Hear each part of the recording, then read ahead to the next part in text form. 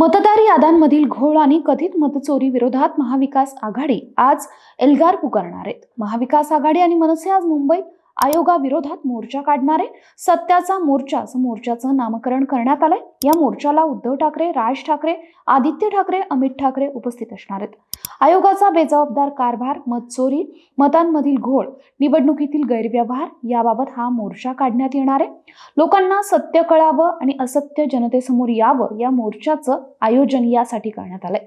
मोर्चा दुपारी 1 वाजता मुंबईतील फॅशन स्ट्रीटवरून सुरू होईल.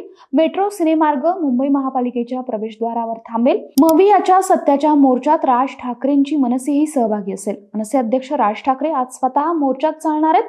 दादरहून सीएसटी कडे ते लोकलनं प्रवास करणार आहेत. मोर्चाची वातावरण निर्मिती म्हणून राज ठाकरेंनी नुकताच रंगशारदा सभागृहात कार्यकर्ता मेळावा घेतला आणि एक प्रेझेंटेशनही दिलं. तसंच मोठ्या संख्येनं मोर्चाला उपस्थित राहण्याचं आवाहनही त्यांनी मुंबईकरांना केलंय.